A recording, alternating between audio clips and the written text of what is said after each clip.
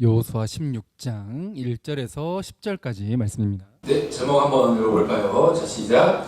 에브라임의 기업. 네, 여호수아 말씀 함께 나누고 있고요. 오늘은 에브라임이 받은 기업에 대한 내용입니다.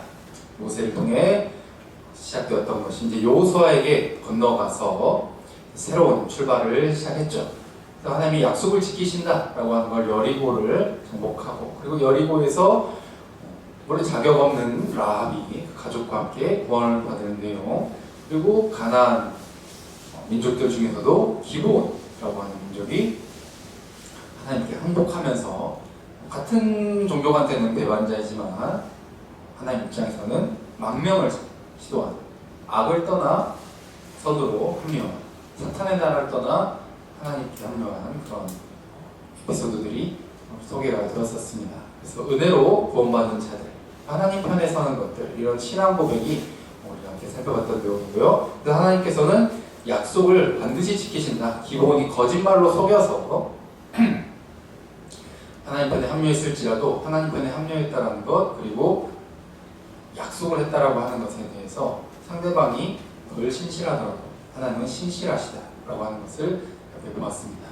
결국 이제 여호수아를 통해 약속이 성취되어가며 가나안 남부를 정복하고 북부를 정복해가면서 전체적으로 하나님이 이제 약속하신 대로 다 정복한 건 아니지만 주요 거점이라고 할 수 있는, 또 가장 큰 세력이라고 할 수 있는 데를 이제 다 물리치기 시작을 했던 것이죠.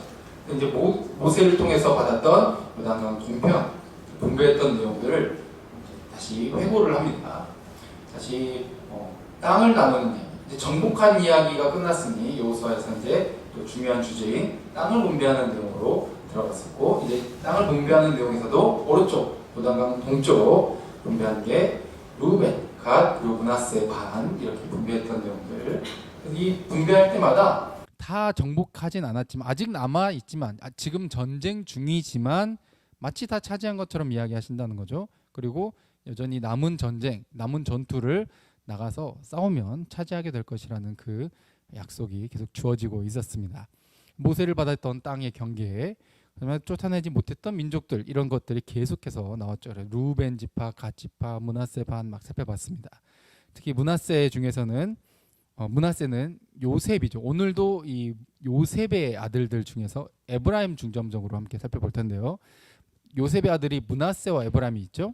이 두 아들이 장자로서 원래 요셉 지파로 들어갔는데 요셉 지파라고 부르질 않고 므낫세와 에브라임이 두 아들이 야곱의 아들들처럼 취급을 받으면서, 이게 창세기에 예언되었던 내용이죠. 야곱의 축복에서. 그래서 이들이 두 아들이 몫을 받으면서 장자가 두 배를 받거든요. 이 장자처럼 여김을 받았던 내용들을 우리 함께 살펴봤습니다. 오늘은 이 내용이 이어질 텐데, 일단 또 그 사이에 레위 지파는 기업이 없죠. 땅이 없습니다. 그러나 여호와께 드리는 화제물이 그들의 기업이었다. 그렇죠? 하나님께 사람들이 막 헌물을 또 여러 가지 제사를 드리면서 드렸던 것이 레위 지파가 받게 되는, 먹고 살게 되는 것이 된다는 것이죠. 11조를 비롯해서요. 근데 13장 14절에 이렇게 기록이 되었었지만 32절에는 이스라엘의 하나님이 그들의 기업이 되셨다, 이렇게 또 되어 있죠. 하나님이 기업이에요. 근데 14절에서는 화제물이 기업이다. 그래서 화제물이 하나님이시다. 이 예수 그리스도를 의미한다고 말씀을 드렸습니다. 레위 지파를 비롯해서 전체를 포함하는, 왜냐하면 이 땅을 분배하는 데 있어서 맨 처음 나오고 맨 마지막을 장식하는 게 레위 지파거든요. 그러니 전체를 통과하는 개념이라 할 수 있고, 이 레위 지파의 기업이 예수 그리스도를 통해 믿는 자들에게 주시고자 하는 하나님의 나라라고 하는 것을 알 수가 있습니다. 이제 동편을 통해서 또 레위 지파까지 살펴봤었고, 요단 서편 분배하는 내용이었죠. 처음에 이제 유다 자손입니다. 유다 자손. 그래서 이 갈렙과 그 또 그 사위되는 인물들 나오죠. 이 온니엘, 그렇죠. 딸 악사, 이 에피소드들을 살펴봤죠. 믿음으로 취했다. 정말 이를 뿌득뿌득 갈았을, 분명 저들 내 밥이라 그랬는데 불순종한 것들 때문에 광야를 40년간 배회하면서 이를 빠득빠득 갈았을 이 갈렙이 저 거인들의 땅, 아낙 자손들의 땅 달라. 아직 차지하지 않았지만 아직 전쟁을 해야 되지만 달라. 믿음으로 이 산지를 내게 주옵소서 해서 차지했던 그 에피소드들을 함께 살펴봤습니다. 그래서 하나님의 뜻대로 또 이 악사에게 약속을 한 대로 땅을 주었죠. 윗셈과 아랫셈. 그러니까 완벽한 땅을 주는 게 아니라 샘물이 있어야 되는 땅을 주면서 이걸 개발을 해야 되는, 개간을 해야 되는 그런 땅이지만 그것 자체로 받는 것을 복으로 여기고 그것을 주시는 게 하나님의 뜻이고 그것을 통해 발전시켜 나가는 것이 또 하나님이 주신 약속의 복이었다라는 것을 살펴봤습니다. 유다의 성읍들 쭉 살펴보면서 지난 시간에 이제 15장이었죠. 15장 63절까지 있어도 굉장히 긴 내용 나오죠. 요단 서편에서 유다부터 기록이 된다라고 하는 의미심장합니다. 유다부터. 왜냐하면 유다가 전체에서 장자로 취급을 받기 때문이죠. 그리고 저 지도에서 볼 수 있는 것처럼 유다가 가장 많은 성읍들과 땅을 받게 됩니다. 이것이 예수 그리스도를 유다의 자손으로 보내주시고자 하는 그리고 창세기에 야곱을 통해서 주셨던 그 예언, 모세의 예언 이것들의 성취라고 말씀을 드렸습니다. 자, 이것들 이제 쭉 저희가 지금 2주 정도 못했기 때문에 좀 이렇게 앞선 내용을 까먹으셨을까봐 쭉 브리핑을 했고요. 이제 오늘 내용 들어갑니다. 자, 결초보온이라고 들어보셨죠? 예, 중국의 한 진나라 시대때라고 합니다. 어떤 한 사람이 죽었어요. 죽을 때 보통 당시에 이제 첩이라고 하죠. 첩, 새엄마. 근데 첩이 사랑하는 첩이 같이 순장을 당해야 돼. 이 죽는 남자가 원하면 죽어서도 데려가겠다. 막 이런 이제 멍멍이 같은 그런 풍습이 있었던 거죠. 죽어야 돼. 이제 남자가 죽었으니까. 근데 이 남자가 평소에 죽기 전에 야, 내 첩 내가 죽으면 새로 시집 가게 해라. 새로운 사람이랑 결혼하게 해라. 그래서 살게 해라. 이렇게 항상 말을 해왔어. 근데 갑자기 이 사람이 무슨 정신이었는지 죽기 바로 직전에 뭐라 그래요? 아니다. 생각이 바뀌었다. 나 죽을 때 얘도 같이 묻어달라. 산채로 순장을 시켜달라는 겁니다. 근데 그 아들이 그 이야기를 듣고 그럼 어떻게 했을까? 그 이야기를 듣고 이 아들이 이렇게 결정을 한 거예요. 이 아버지가 죽기 직전이 돼가지고 제정신이 아니었으니까 그 말은 따르면 안 되겠다. 그래서 이 새엄마죠. 새엄마를 새로 시집 보내야겠다. 해가지고 내보내고 새로운 사람이랑 살게 만들어 준 겁니다. 그렇죠? 근데 이 사람이 이제 전쟁이 나가지고 전쟁터에 끌려가게 된 거예요. 그때 이제 어떤 한 할아버지가 막 이 풀들을 막 묶고 있는 거예요. 이게 뭐 하는 짓일까 했는데 이 전쟁에서 굉장히 힘이 세고 능력 있는 적군들이 와가지고 막 능력을 발휘를 하면서 막 전쟁을 이제 질 것 같은 상황에서 저 묶어놓은 풀 때문에 말들이 막 걸려가지고 나자빠지고 그래서 결국 그 힘이 센 능력 있는 장수를 이렇게 사로잡게 되고 전쟁에서 이기게 됐다는 거 아닙니까? 그래서 이게 뭔 일인가 봤더니 꿈에 나타나가지고 그 풀을 먹던 노인이 뭐예요? 이 아들의 새엄마 살려줬다고 사실 그 첩이 내 딸이네 하면서 막 그래서 풀을 묶어놨네 이러면서 이런 에피소드죠. 뭐 전설 따라 산천리. 그래서 이런 에피소드들 가지고 뭐 무슨 사자성어가 나왔다? 결초보온이다. 예, 풀을 묶어서 은혜를 갚는다. 중국도 그렇죠. 그리고 우리나라도 전래동화가 있잖아요. 뭐가 있어? 은혜 갚은 까치. 그렇죠. 뱀에게서 구해줬더니 저 선비가 죽인 선비가 아니겠죠. 화를 들고 다니도 선비가 화를 들고 다니면 말이 안 되는데, 네. 어쨌든 죽였다는 거예요, 뱀을. 그래서 까치 가족을 살려줬는데 갑자기 저 뱀의 와이프가 나타나더니 독사가 저 남자를 죽이려고 하는 거예요. 근데 갑자기 기회를 주겠대. 무슨 기회를 줘? 이 밤이 끝나고 이제 새벽이 되기 전까지 종이 3번 울리면 너 살려주마. 마지막 기회는 주마. 그런데 그걸 누가 쳤다? 까치가 자기 몸을 던져서 종을 울려가지고 저 남자가 살아나게 됐다. 막 뭐 이런 이야기죠. 뭐 말도 안 되는 뭐 이야기처럼 보이지만 전체적으로 교훈이 뭡니까? 은혜를 갚는다 이거예요. 은혜를 갚는다. 그러니까 이 동물도 은혜를 갚고 말도 안 되는 이런 에피소드들 가지고도 은혜를 갚는다. 그러니까 우리는 항상 선을 베풀며 살아야 하고 또 우리가 은혜를 기억하고 은혜를 갚을 줄 알아야 된다. 막 이런 내용들을 이렇게 강조를 하는 거죠.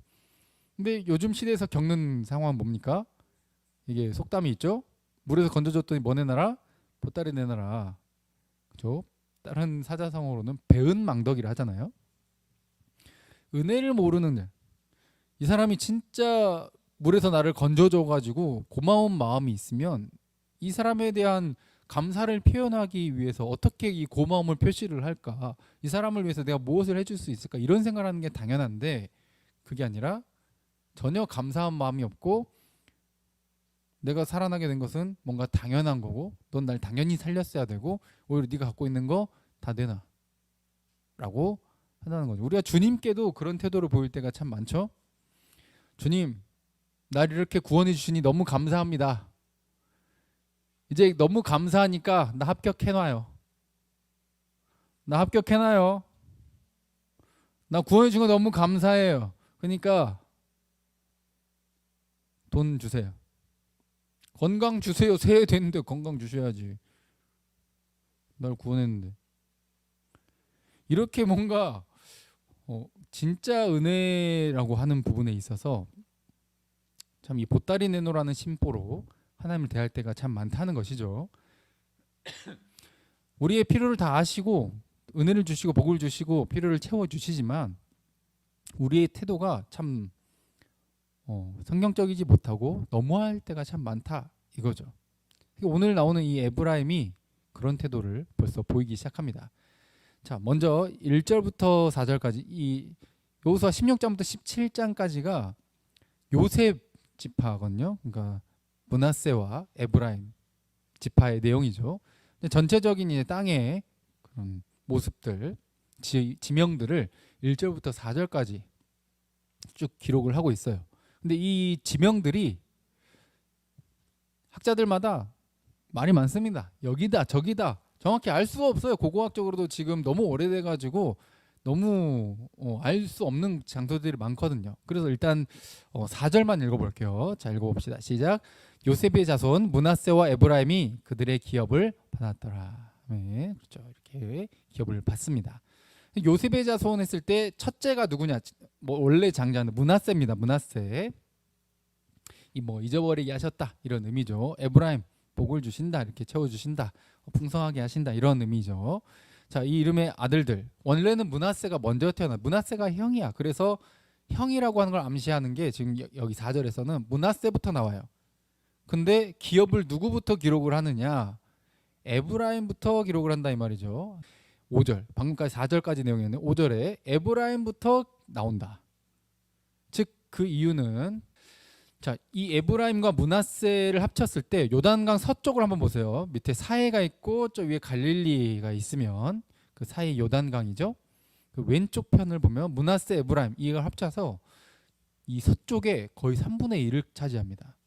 이 둘을 합쳐서 그러니까 요셉 지파가 굉장히 큰 땅을 받는다는 거죠. 유다가 제일 컸다 하면은 그 다음으로 요셉이 넓은 땅을 많은 양을 받게 된다는 거예요. 그럼 그 이유가 뭐냐? 유다도 장자로서 지금 취급을 받았는데 야곱의 아들들 중에서 요셉이 장자로. 그래서 요셉만 색동옷 입고 막 뻐기면서 다녔잖아요. 형들을 잘못하는 거 꼰지르고 다니다가 팔리게 되었지만 아버지로부터 인정받은 야곱이 사랑했던 첫째 레아보다 둘째 라헬을 더 사랑했잖아. 그래서 그 라헬을 통해 낳은 첫째 아들인 요셉을 장자로 인정을 한 거죠. 그래서 그 야곱의 축복 그것의 성취로 엄청난 양의 땅을 받게 됩니다. 이 므낫세와 에브라임 특히 이집트 제사장 보디베라의 딸과 결혼을 했어요. 요셉이 즉 우상 숭배하던 집안의 여자랑 결혼을 해가지고 살게 되었다라는 거죠. 이 부분도 참 신기한 부분입니다. 믿음의 여자를 만난다 이런 것들이 참 좋을 텐데 좀 신기한 거죠. 그래서 하나님의 자손으로 함께 편입이 되게 되는 그런 은혜를 누리게 됩니다. 사실은 팔려갔잖아요. 원하지 않았지만 형들로부터 버림을 받고 팔려가가지고 고생 직살나게 하다가 결국 총리가 되어가지고 하나님이 주신 은혜로 잊어버리게 하셨다. 그 이름으로 므낫세. 그리고 복을 또 풍성하게 주시고 채워주신다. 에브라임 이렇게 이름을 지었다는 거예요. 이때 이제 결국 아버지 야곱과 다시 재회를 하게 되고 눈물로 막 서로 이제 얼싸안고 좋아하는데 마지막 야곱이 축복할 때 요셉의 아들들에서 오른손이 보통 좋은 손이니까 장자한테 가고 왼손이 차자한테 둘째한테 딱 가야 되는데 갑자기 그렇게 일부러 딱 오른쪽에다가 므낫세 왼쪽에다가 에브라임 이렇게 요셉이 세웠어요. 마지막 축복을 할 때. 근데 갑자기 야곱이 어떻게 팔을 딱 교체하더니 왼손으로 므낫세를 짚고 오른손으로 에브라임을 짚는다 이거예요. 요셉이 왜 그러십니까? 그랬더니 하나님의 뜻이 있다 하면서 예언을 하게 되는 거죠. 그래서 2배의 땅을 더 받게 될 것이다라는 이런 축복을 받게 됩니다. 먼저 지금 유다 지파를 우리가 살펴봤고 오늘은 에브라임 지금 보고 있잖아요. 요셉 지파. 근데 이 유다 같은 경우는 마지막에 이제 막내 베냐민을 데려와라 해가지고 데려갔잖아요. 그래서 요셉이 이제 베냐민 놔두고 니들 가라 이렇게 하니까 안 됩니다. 아버지가 사랑하던 아들 요셉도 죽었는데 사라졌는데 이 그다음 사랑하는 이 베냐민까지 없어지면은 그 소식 들으면은 지금 나이도 많고 우리 아버지 야곱 바로 죽습니다. 안 됩니다. 차라리 제가 남겠습니다. 저들이 다시 나를 찾으러 안 돌아와도 괜찮다라는 각오로 유다가 베냐민 대신에 남기로 선택을 해요. 즉 베냐민 대신에 목숨을 걸고 아버지께 이 베냐민을 돌려주기 위한 선택을 하게 된다는 것이죠. 이 선택이 마치 예수님이 대신 목숨을 던지시는 그런 장면이 생각나게 된다는 거죠.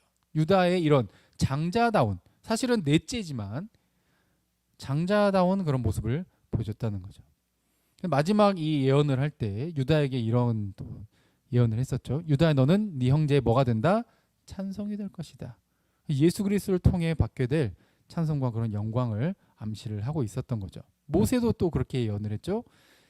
너를 통하여 대적을, 우리의 궁극적인 대적이 누굽니까? 사탄마귀, 이 원수를 물리칠 것이다. 통치자로서, 그리고 싸워서 승리를 가져다 주는 자로서, 그래서 영광과 찬송을 받는 자로서 예언을 받게 되고 그 예언이 성취가 되게 되죠. 그러면 오늘 요셉 지파도 마찬가지로 굉장히 많은 땅을 받게 되잖아요.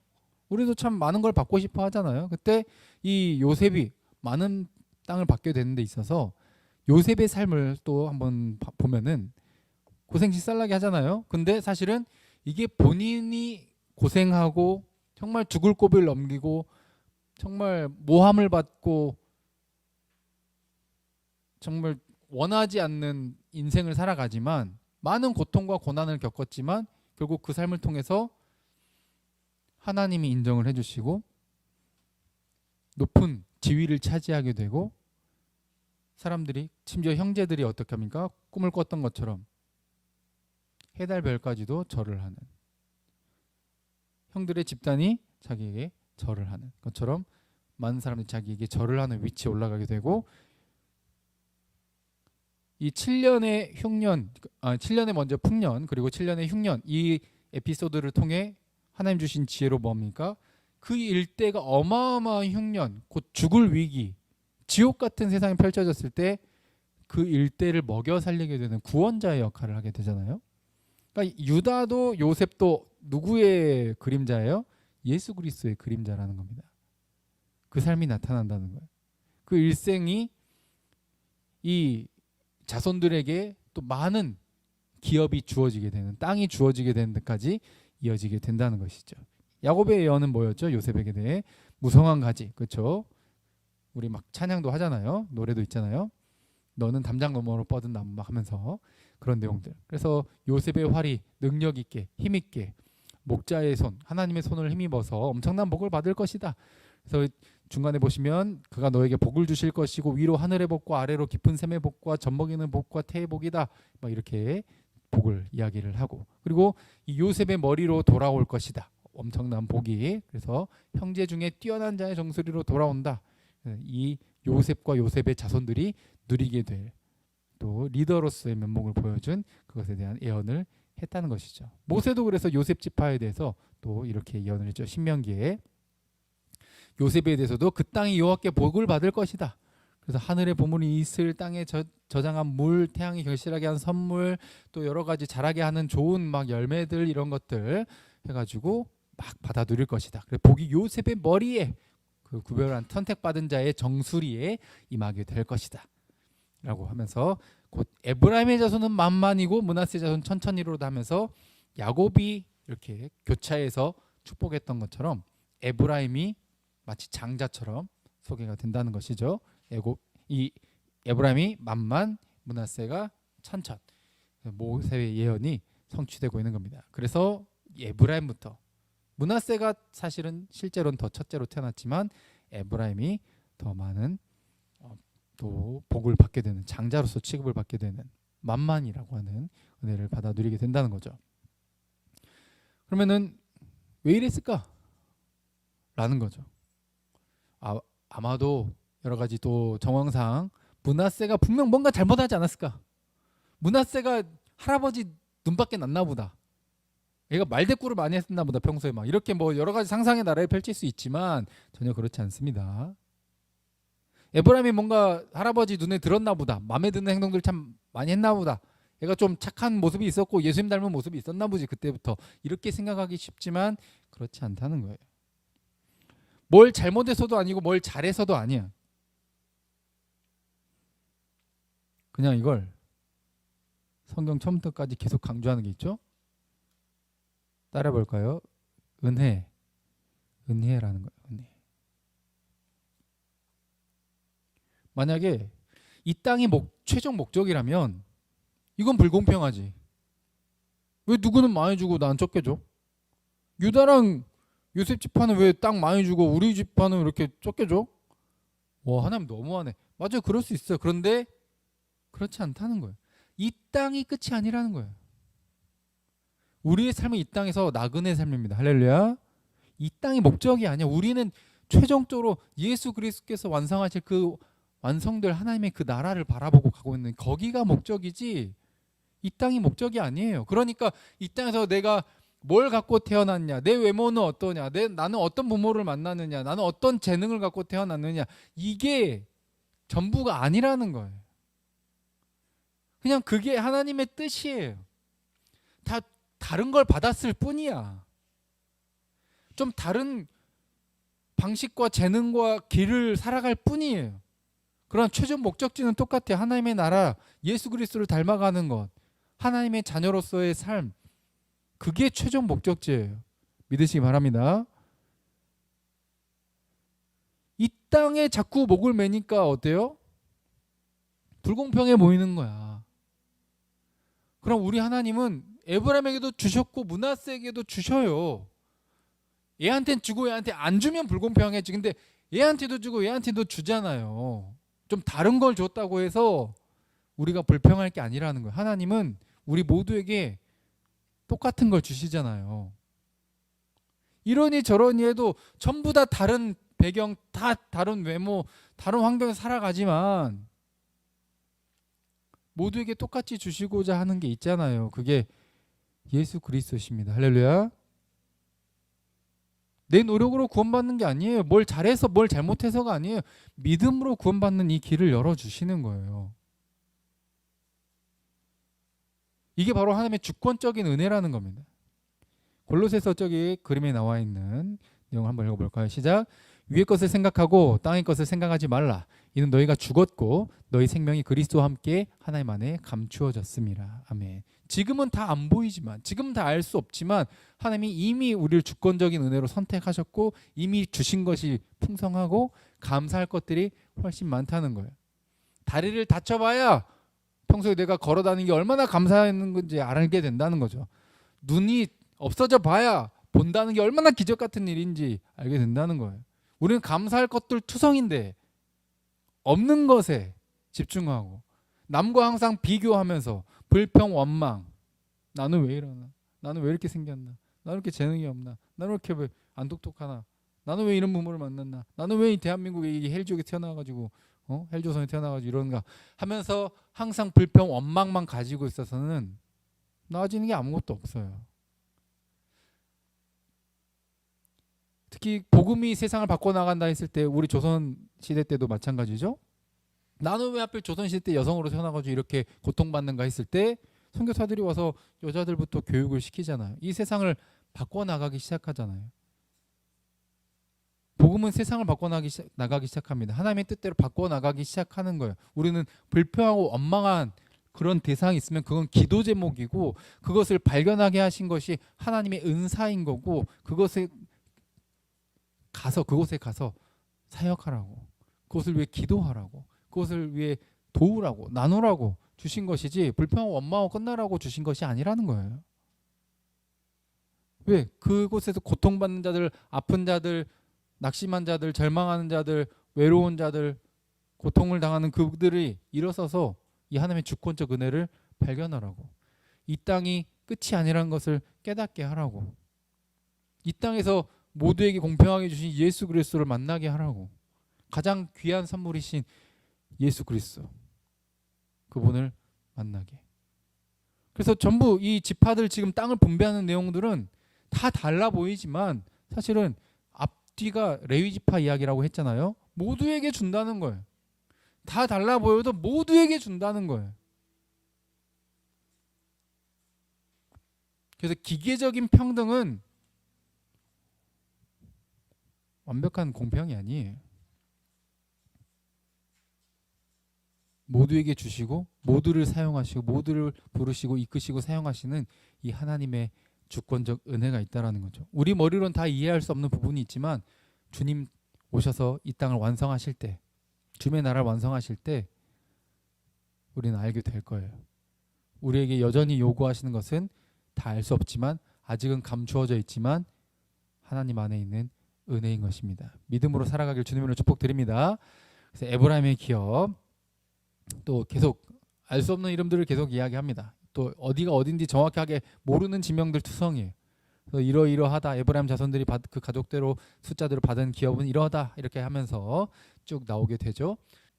그 중에 막 겹치는 곳도 있습니다. 므낫세와 겹치는 그런 구절 내용이죠. 그 므낫세 자손의 기업 중에서 에브라임 자손을 위하여 구분한 모든 성읍과, 그러니까 뭔가 완벽하게 이건 너네 성읍, 이건 그러니까 우리는 안 건들게, 이게 아니라 뭔가 같은 성읍이고 같은 마을인데도 므낫세에도 속하고 에브라임에 속하는 것처럼 이야기를 한다는 거죠. 즉 이 12지파가 너네가 사실 뭐다?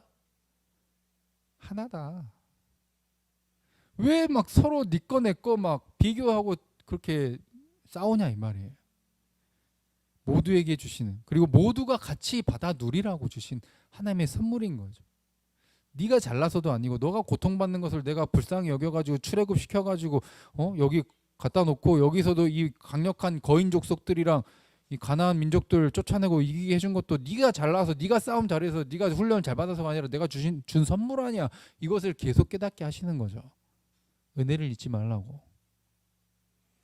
그러면은 보따리 내놓으라고 해야겠어요? 아니면은 감사하다고 자신의 삶을 드려야겠어요? 삶을 드려야지. 근데 이 에브라임이 뭐합니까? 불순종하죠. 유다 지파도 못 쫓아냈다라는 기록을 했었잖아요.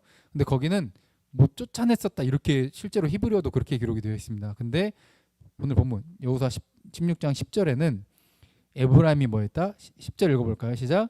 그들이 게셀에 거주하는 가나안 족속을 쫓아내지 아니하였으므로 가나안 족속이 오늘까지 에브라임 가운데 거주하며 노역하는 종이 되니라. 아멘.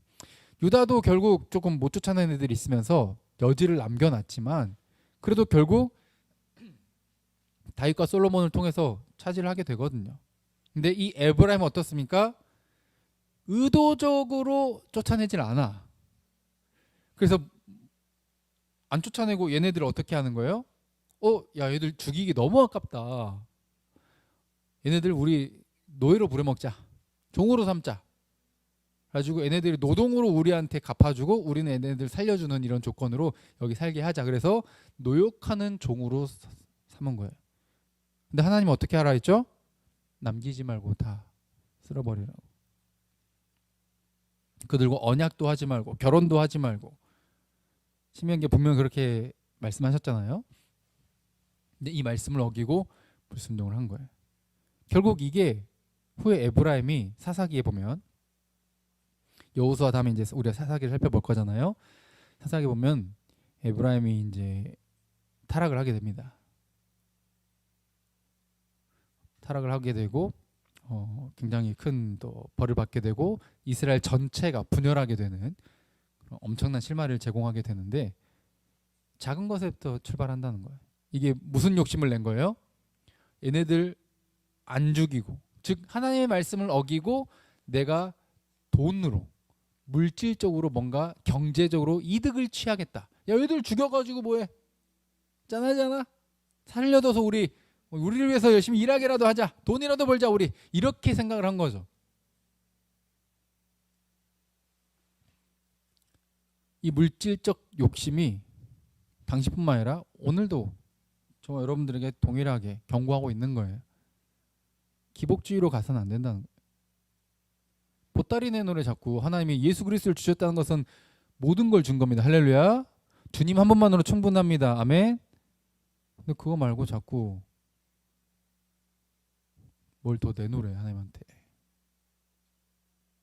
내 원대로만 하시고 아버지 원대로 하옵소서라고 기도하는 것이 아니라 이번만큼은 주님 진짜 이러면 안 됩니다. 나한테 도대체 왜 이러세요 나한테. 이렇게 하면서 세상적 성공과 세상적인 탐욕을 내가 여전히 세상과 나를 여전히 뭐예요? 비교해. 나는 정말 뭘 해도 얻을 수 없는 내가 무슨 짓을 해도 받을 수 없는 새 생명을 영원한 나라를 선물로 받았는데 거기에 감동과 감사가 진짜 없는 거예요. 여전히 어때요? 이 땅이 욕심나는 거예요. 이 땅이 나그네 삶이라는 것을 기억하지 못하고 여전히 저장하고 싶고 저축하고 싶고 내가 그걸 위해서 없으면 막 죽겠고 그러니까 교회가 아니라 어느 순간 막 뭐 무당 점집처럼 그 목사가 아니라 어느 순간부터 막 그 기도 저 목사가 기도빨 세다더라 그러면서 가가지고 그 교회 다니면은 막 내 기도 응답 잘 될 것처럼 하나님이 극도로 싫어하시는 작은 것에서부터 정말 나 이것도 못 바라냐 내가 이것도 욕심 부리면 안 돼? 이것도 욕심이야? 라고 하는 그것이 엄청난 큰 결과. 댐이 무너지는 데는 작은 균열부터 시작하는 거예요.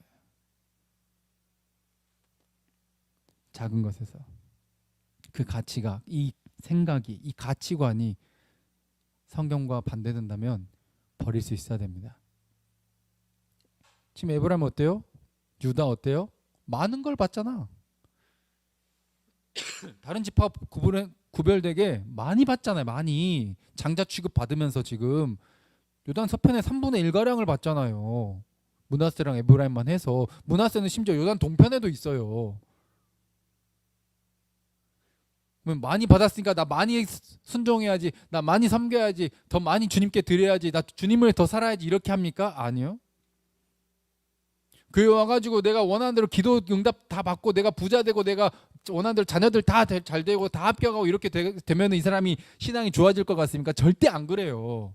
오히려 그 반대 어려움을 겪고 힘든 걸 겪고 아파보고 이런 사람들이 이해할 수 없는 고난을 겪는 사람들이 신앙이 훨씬 좋다고.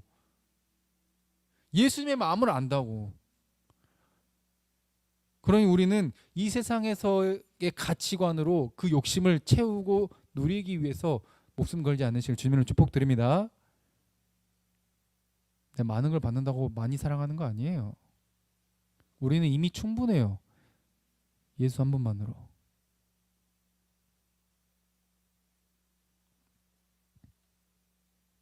너는 구해줬으니까 뭐 해야 됩니까? 보따리 내놓으라 그래야겠어요? 하나님의 뜻대로 살아야겠어요? 하나님의 뜻대로 살아야 되는 거예요. 요한일서 3장 18절 볼까요? 시작. 자녀들아 우리가 말과 혀로만 사랑하지 말고 행함과 진실함으로 하자. 아멘. 이게 하나님이 기대하시는 바예요. 하나님 사랑, 이웃 사랑. 사랑을 실천하는 거예요. 예수님이 그러셨던 것처럼. 이 세상에 남이 어떻게 되든 나만 채우려고 하는 잘못된 가치와 뒤덮은 이 세상을 뒤집어 엎기를 바라시는 거예요. 세상이 그렇게 공격하고 욕하고 손가락질한다 할지라도, 심지어 많은 교회가 글로 간다 할지라도, 왕따가 된다 할지라도 그 길을 걸어가는 거죠. 이게 예수님이 오셔서 그런 삶을 사셨던 이유이고 우리가 은혜를 주신 이유예요. 우리 무엇을 주시든지 감사함으로 받아 누리시길 주님으로 축복드립니다. 비교하지 마세요. 이미 충분해요. 그리고 우리 이 땅이 최종 목적지가 아니잖아요. 우린 같이 가고 있잖아요. 각자의 삶 속에서 그래서 최선을 다해 여러분들이 주신 은사와 환경과 만나게 하신 사람들을 통해 열심히 하나님의 뜻을 실천해 나가시길 바랍니다. 그 삶을 통해 하나님은 여전히 우리와 함께 싸우고 계시고 이미 승리하셨고 그 승리를 우리가 받아 누리시길 원하시고, 그래서 보따리 내놓으라고 하면서 이 정도도 바라지 못하냐, 세상의 가치로 잠깐씩 타협하는 삶이 아니라 내 욕심을 버리고 하나님 뜻대로 살아가려고 하는 이 거룩한 영적 싸움을 계속 싸워나가기를 원하신다는 것이죠. 이게 하나님이 우리에게 기대하시는 뜻임을 항상 기억하시고 잊지 마시고 하루하루 살아가셔서 이 사랑을 온 세상에 잘 전하고 증거하시다가 주님 다시 오셨을 때 정말 잘했다고 칭찬 들으며 천국을 누릴 수 있는 모두가 되시길 주님으로 축복드립니다. 찬양하고 기도하겠습니다.